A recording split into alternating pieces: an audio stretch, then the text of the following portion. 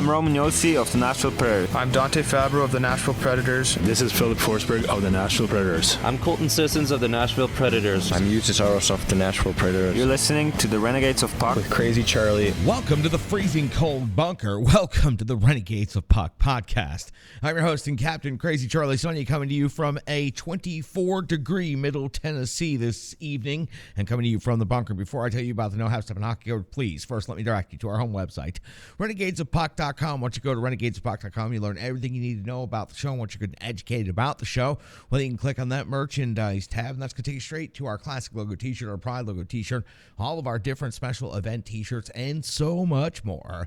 All the gimmicks you've come to know and love and expect from the Renegades of Puck are all still available in our online store. Whether that's socks, throw pillows, wall arts, or so much more, you can outfit your entire home or your entire person with Renegades of Puck merchandise. Perfect holiday gifts. We would appreciate if you would pick some up. After all, we've sold out so that you can buy in. Social media is of critical importance to this operation, so please listen up. Here's how you can support the Renegades of Puck.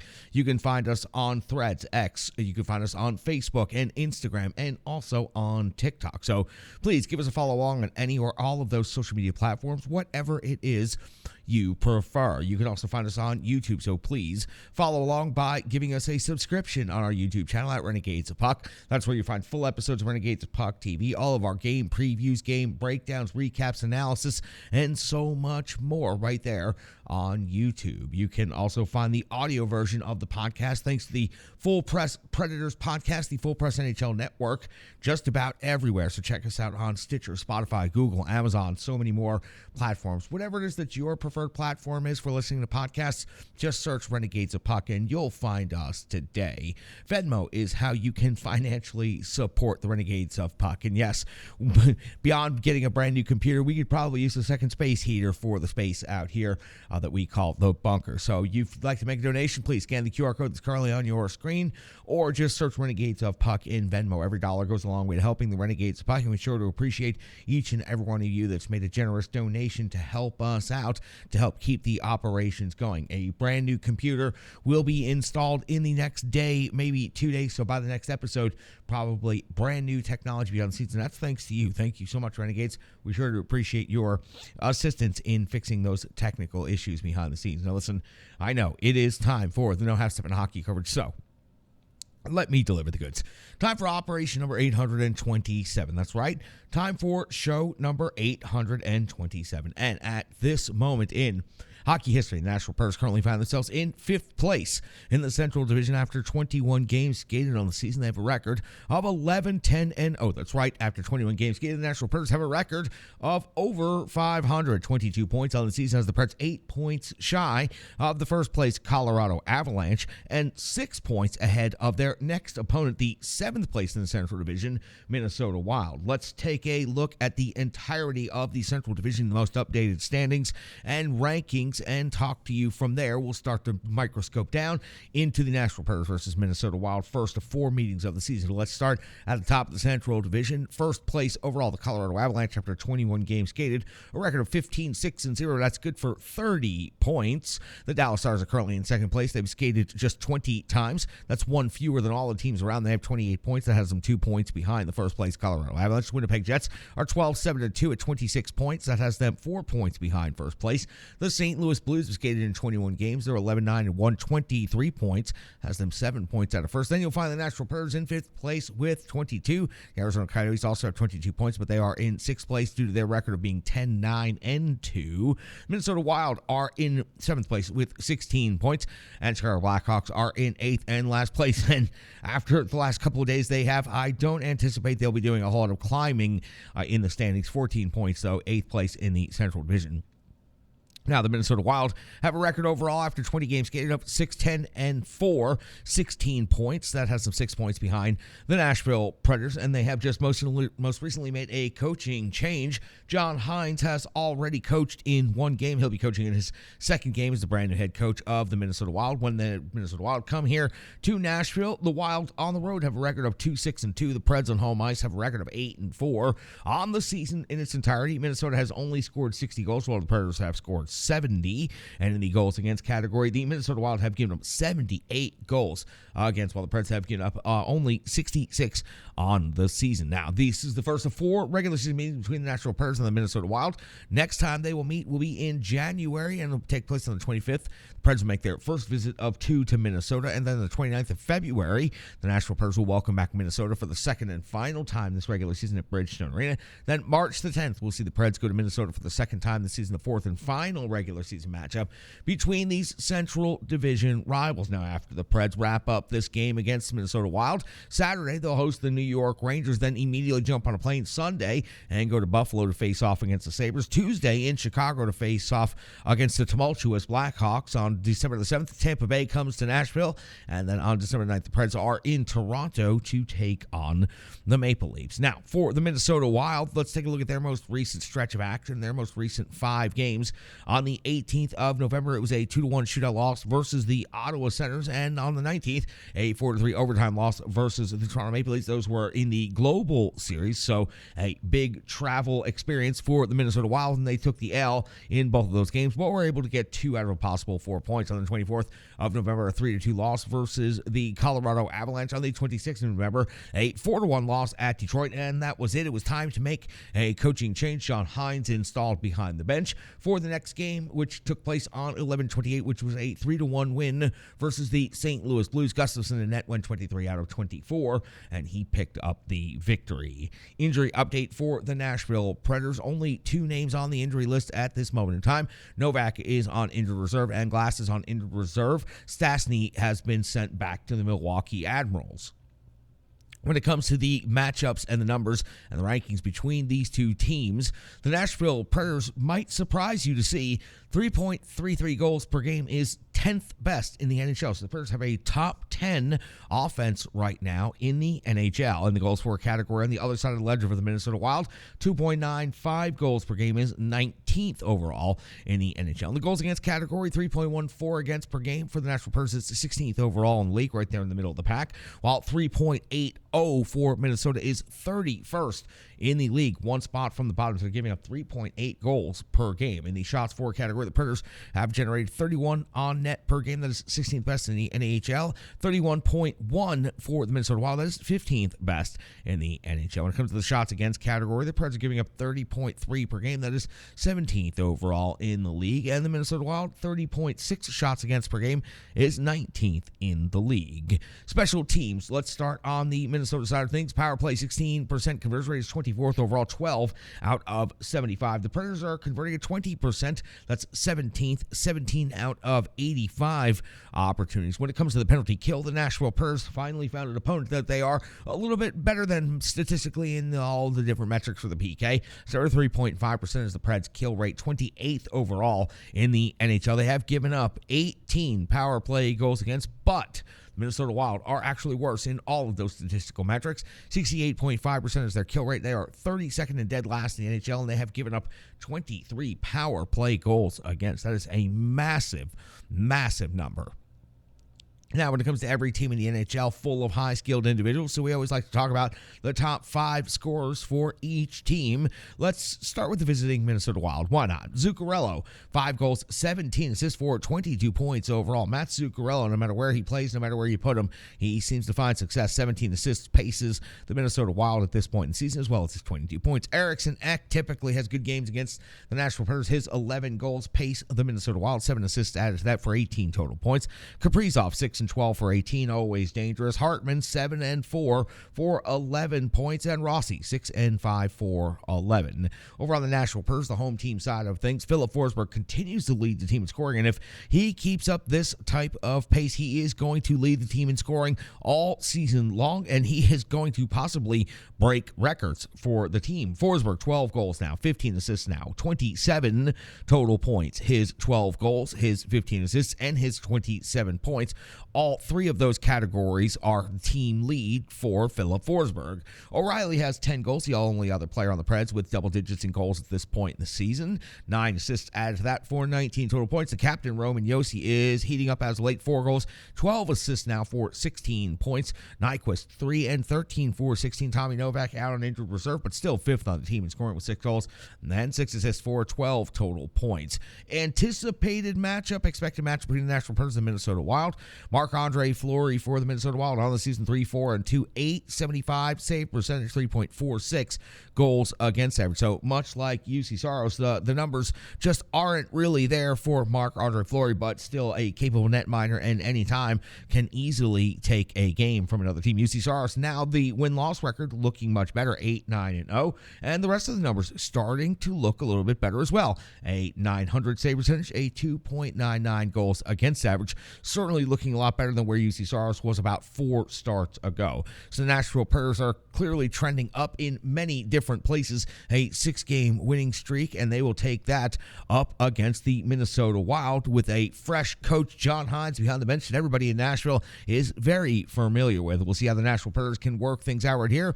No matter what, though, the Nashville Predators are 11-10-0. That means 1 game over 500 after 21 games. So a quarter of the way through the season, Nashville Predators have a winning record and are competing in the Central Division, only 8 points behind the first place Colorado Avalanche. That has you all set for the Preds and the Wild. We've got to get to the Rebirth Sports full game recap. Preds versus Pens. We had a wild one at Bridgestone Arena. We need to talk about it. Give us 10 minutes. We'll give you the entire game right after this break, right here on the Renegades of Puck podcast. Hockey players are as unique as the game itself, and your uniform should be tailored to fit you. Rebirth Sports is your sports apparel tailor. From shells, bags, warm-ups, hats, hoodies, branding, and more, let Rebirth Sports be your custom hockey tailor. And don't forget to tell them they do more than just hockey. Rebirth Sports on Facebook, Twitter, and Instagram. Rebirth Sport, a match made in hockey.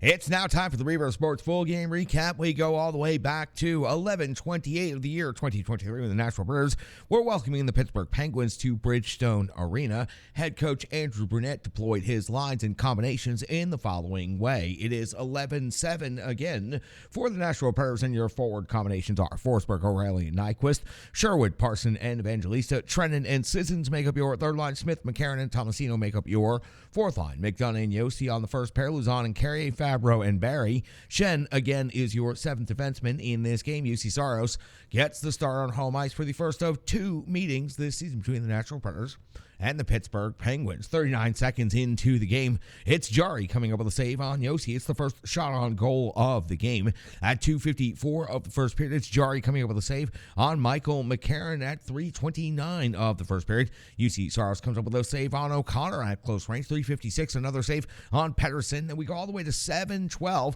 Then we find Saros coming up with a save on Jeff Carter. At 8:58 of the first period, it's Tristan Jari coming with a save on Philip Forsberg. At 10:20 of the first period, we've got our first goal of the game. It's Michael McCarron with his second goal of the season. A deflection of Barry's long shot.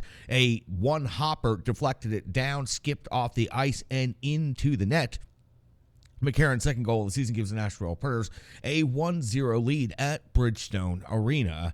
11:26 of the first period, it's UC Saros coming with a save on Jake Gensel's backhand. At 11:38 of the first, it's Saros with a save on Erik Karlsson. 13:51, Jari comes up with a save on McDonough's long shot. At 14:14, Carter is off to the box. First penalty of the game, 2 minutes for tripping Philip Tomasino. A great job rushing the puck at the blue line and earning a power play for his Nashville Predators team. We see Jari come up with a save on Yakov Trenin, but other than that, a very strong penalty kill by the Pittsburgh Penguins, living up to the reputation they had coming in with their NHL ranking. Just not much zone time and not much available to set up for the Nashville Predators. At 16:19 of the first period, it's Jari coming with a save on the captain, Roman Josi. Then at 18:38, it is Michael McCarron with his second goal of the period, his third goal of the season, giving the Nashville Predators a 2-0 lead. This was some incredible rebound jam right here.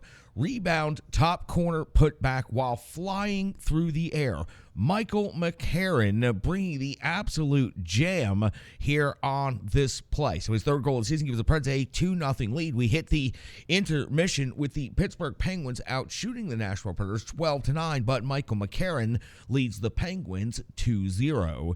We flip over to the clean sheet of the second period. We're 58 seconds in, and it's Luzon off the box. 2 minutes for hooking on of Evgeny Malkin. Preds about to be shorthanded for their first time in this game, and UC Saros is about to have to check in. UC Saros comes up with a save on Gensel, then follows it up with a save on Evgeny Malkin, then another save on Sidney Crosby, and a fourth save on Riley Smith's redirect from the low slot. An incredible tracking situation by UC Saros, really putting his skill set on display during this penalty kill for the Nashville Predators. UC Saros bends, does not break. 4 total saves over the course of the power play for Pittsburgh. At 3:45 of the second period, it's Jari coming up with a save on Tomasino. At 5:49 of the second period, it's Evgeny Malkin's 10th goal of the season, getting Pittsburgh on the board. This was a bar down upper 90 snipe after Smith's behind the back sick drop pass. I mean, there were so many great things happening as far as skill goes in the hockey world.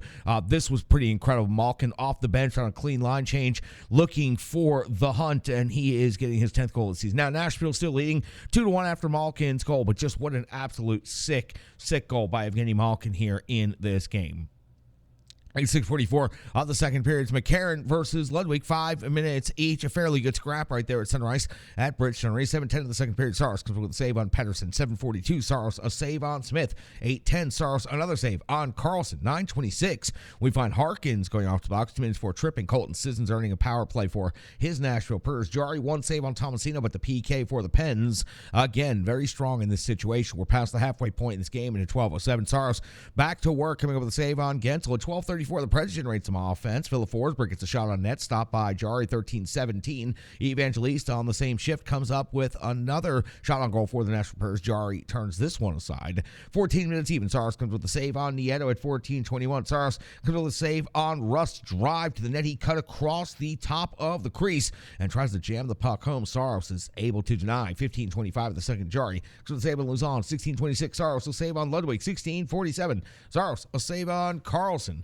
We go to the back of the sheet, and we find at 19:20 of the second period, it's Pettersson off the box. 2 minutes for holding. Colton Sissons earning his Nashville Predators another power play in this game. With only 40 seconds to go in the period, you think not much is going to happen, but Jari has to be strong as he comes up with a save on Philip Forsberg, and then Jari comes up with a save on the captain, Roman Josi. As the period expires, the Pittsburgh Penguins dramatically outshooting the Preds through 2 periods, 25-18, but the Preds will be on a power play carrying over for 1 minute and 20 seconds going into the third period. We flip over to the third period in the clean sheet, and we find Philip Forsberg hitting the crossbar on that Nashville Predators power play, and we find the captain, Roman Josi, getting another scoring opportunity before the expiration of this power play, but Jari is able to answer and respond.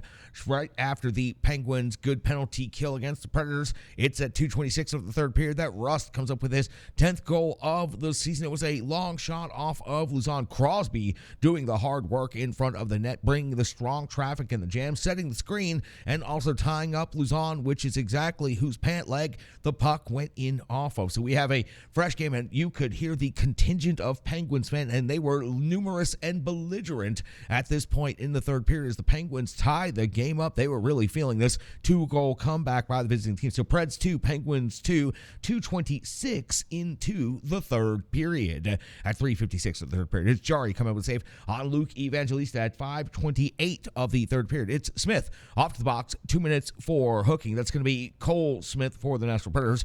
UC Saros has to come up with a save on Gensel, with Malkin just lurking at the back post. If this shot had made it through, no doubt Malkin would have redirected it into the net easily at the back post for the third Penguins goal, but the Preds are able to deny, and the PK holds strong from that moment stalemate forward. At 7:48 of the third period, the scoring chances are starting to become reduced and more limited. Saros comes up with a save on Crosby with the one hopper from the neutral zone. Never a bad idea to throw the puck on net. And when you get a good bounce, as we've seen at Bridgestone Arena over the years, weird things can happen. 10:29 in the third period now. UC Saros comes up with a save on Harkins at 13:42. Jari comes up with a save on Juuso Parson. 14:02. Jari another save on O'Reilly. We go to the 17-minute mark after a couple of shifts of stalemate, and Saros is coming up with a save on Rust at 17:43 of the third period. Saros comes up with a save on Jeff Carter. 18:58. Jari clocks in and goes back to work against the Preds with a big save on Gus Nyquist at 19:42. Jari comes up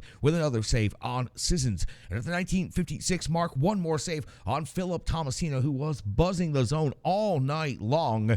This puck was destined to go just inside the post, and Jari kicks out the leg and kicks it aside with just 4 seconds remaining in regulation to preserve the tie and get Pittsburgh 1 point. And the Nashville Predators also, of course, earn a point as we hit the end of regulation hockey, tied at 2 apiece. The Pittsburgh Penguins outshoot the Nashville Predators for regulation 31-25. Now, we go to the 3-on-3 overtime, and we are just 14 seconds into overtime, and it's Philip Forsberg with his 12th goal of the season. It's the game winner for the Nashville Predators. 3-2 is the final. Now, let's go back and talk about this one. It was a rush from his own end. He picked up the puck on the half wall, and he carried it from his own zone all the way through the neutral zone. A burst of speed goes in on Jari and just absolutely snipes with high skill finish. It's Philip Forsberg carrying the puck all the way the length of the ice and finishing the puck on the first play of overtime. It was O'Reilly tied up with his man at the blue line, but you can watch this thing time and time again.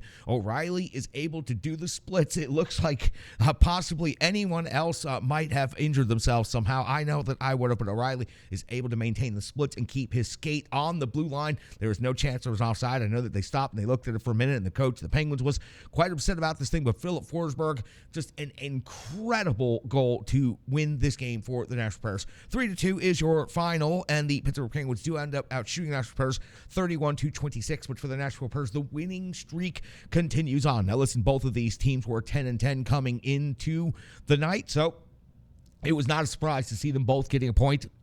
The Nashville Predators earning the extra point on home ice. Philip Forsberg earning the extra point on home ice with his team-leading 12th goal of the season. Again, incredible rush out there on the ice from his own zone all the way down into the offensive zone and then beating Tristan Jari. So for the Nashville Predators, they come away with this victory. They continue the winning streak, and this game wraps up 3-2 at Bridgestone Arena. That's going to do it for the Rebirth Sports full game recap. You gave us 10 minutes. We gave you the entire game. Stats, analysis, box score, and so much more coming up next on the Renegades of Puck podcast. Hello, hello, hello. I'm Tracy, owner-operator of Strong Style Fitness. And that's me and my training assistant, Rizzo.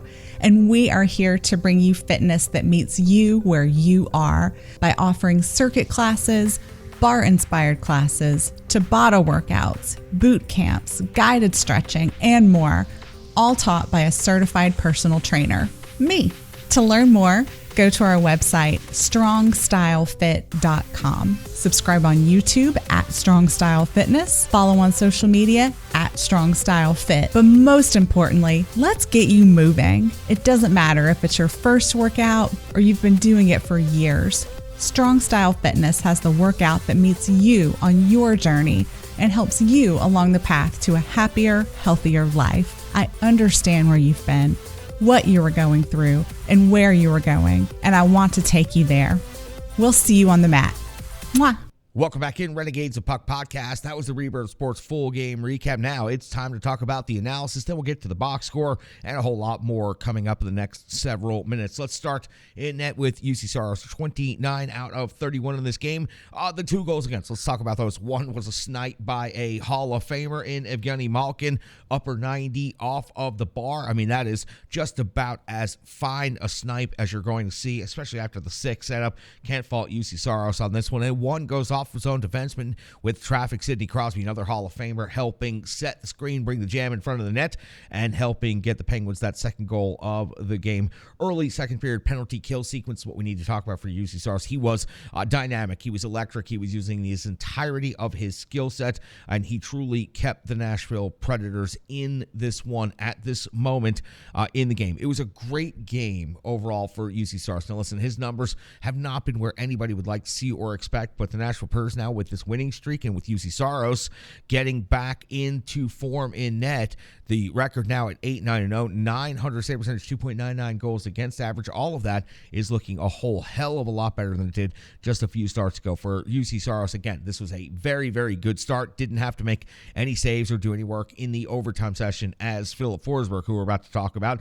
took over and put the game away in 14 seconds of OT. Highly impressive stuff from Forsberg. 1 goal, 1 assist for 2 points. Now 27 points in 21 games this season, but also 4 shots on goal in this game, 4 hits, and skated in 21:43 in total time on ice. Philip Forsberg, we know how dynamic and highly skilled he is on the offensive side of things, but his entire game is really rounding into form, and we saw a lot on this game-winning goal in overtime as Philip Forsberg carried the puck from his own zone through the neutral zone with speed, went straight to the net, and just sniped Tristan Jarry right there for the game winner. Again, Philip Forsberg, 12 goals, 15 assists, highly impressive. Philip Forsberg is not known as a world-class distribution service until right now, and the 27 points in 21 games has him on a pace for one hell of a significant season. So again, Philip Forsberg with the game-winning goal in overtime, and he picks up another assist on one of McCarron's goals in this game. An incredible job by Philip Forsberg. Let's talk about Michael McCarron. 2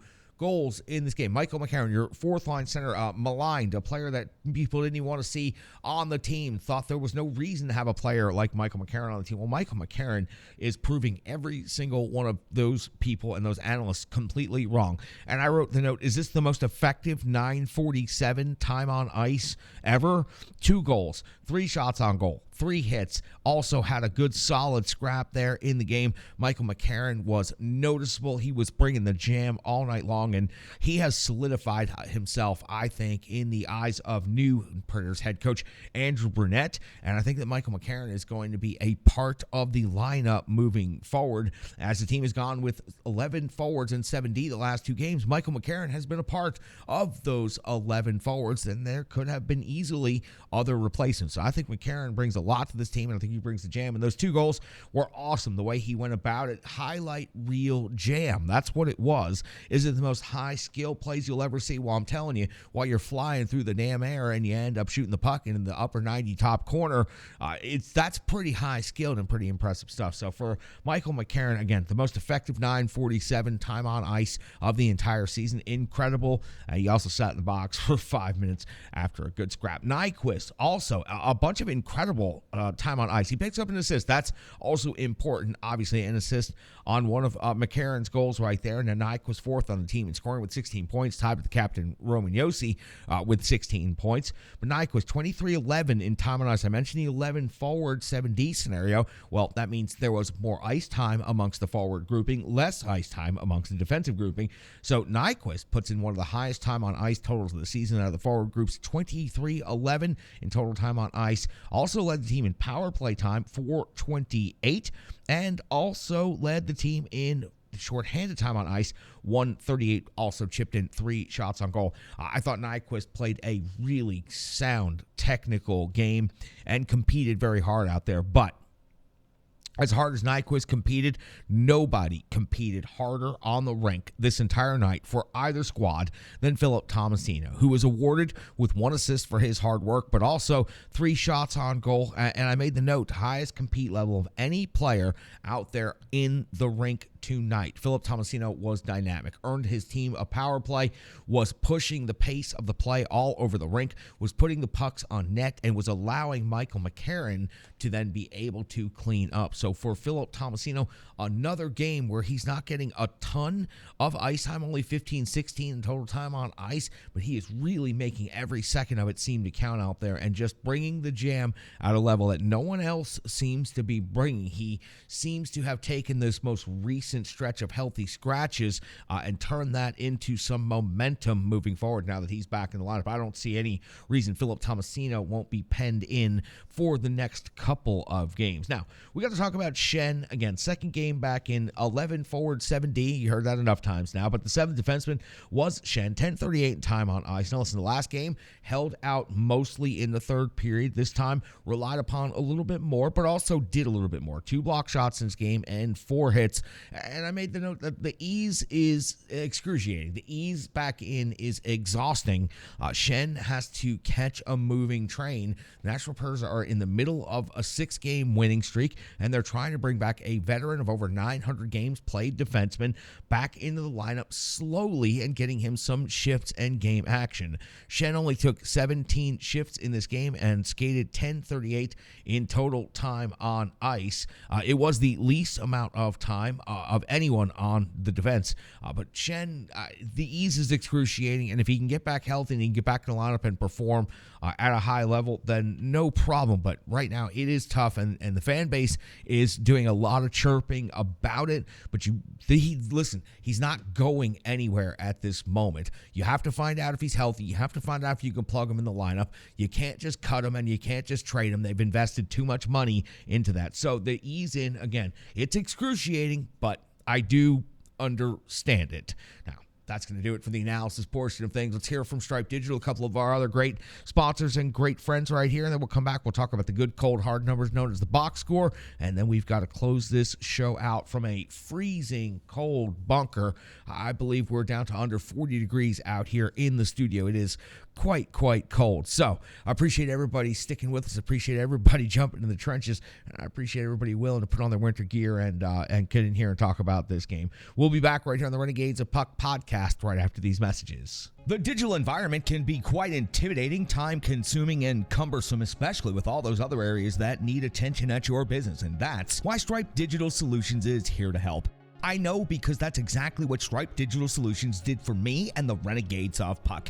From designing my home website and helping me create my merchandise to special event posters, brand building, and social media management. But it's not just that, it's so much more. Stripe Digital Solutions has helped me every step of the way. From startup to full-time operation, Stripe Digital Solutions has been there to assist and advise every single step of the journey. In today's fast-paced world, the path to success is having a strong digital partner, and nobody is better in the trenches than Brandy and Stripe Digital Solutions. Get the solution before it's even a problem with Stripe Digital Solutions. Welcome back in. Let's get into the box score. Let's get into the numbers. This shouldn't take us all that much time. McCarron, 2 goals for the Nashville Predators. Philip Forsberg, 1 goal, the overtime game-winning goal. That makes up your 3 goals for the Preds in this game. When it comes to assists, let's start on the forward side of things. Philip Forsberg chips in with assists. Nyquist and O'Reilly. Tomasino also have assists. On the defensive side of things, Barry and Yossi have assists in this game.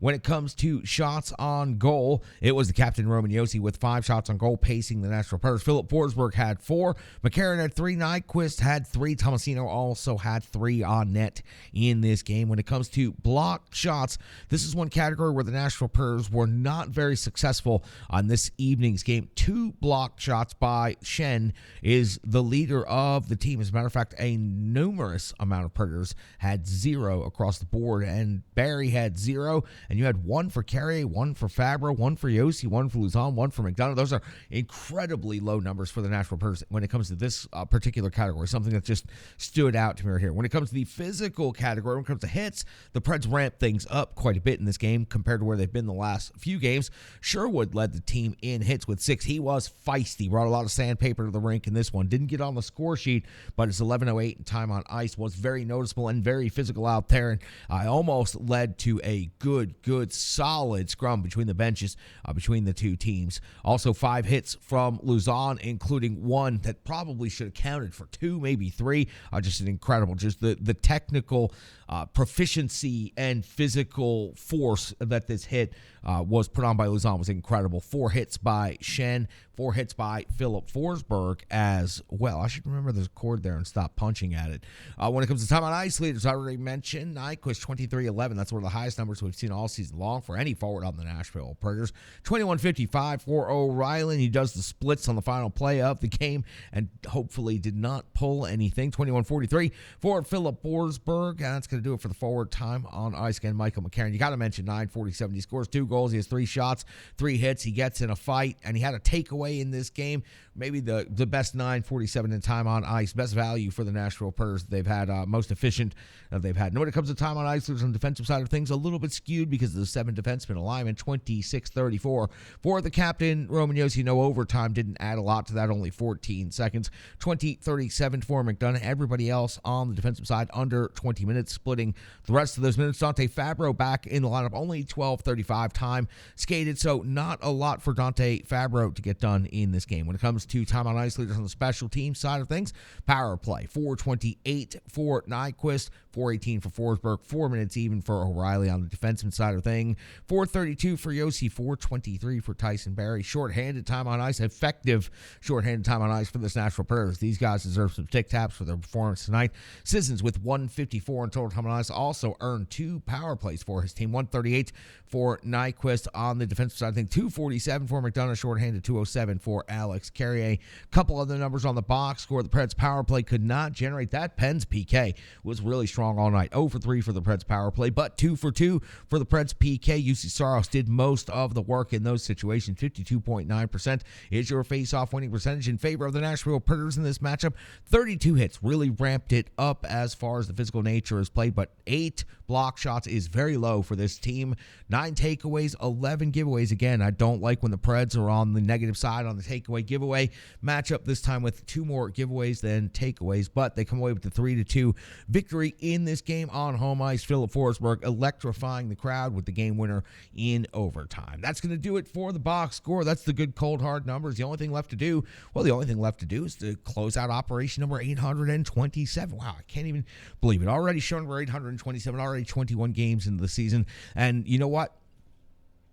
For the Preds to be at 11-10 is so far from what I think anyone expected coming into the season. This is a team that is rebuilding. It is not retooling. It is not recycling. It is rebuilding. And for the Nashville Predators now, after 21 games, to be at 11-10, especially after being at 5-10. This 6-game winning streak has really given Andrew Brunette a chance to breathe and get his system implemented, a chance to healthy scratch a couple of players to give them either mental or technical days off so they can get their game in order. And that philosophy is working for Andrew Brunette, as we have seen multiple players now go out of the lineup, healthy scratch, come back in, and start to perform at a much higher level. That's great to see for the brand new head coach of the Nashville Predators, Andrew Brunette. Now, for the GM, Barry Trotz, he's gone out there and he's made a couple of reaches and brought in a couple of players. One of them's already been gone. One of the waiver claims for GMO's already been released from the team. Foodie is now healthy scratched and not sure what his future is, but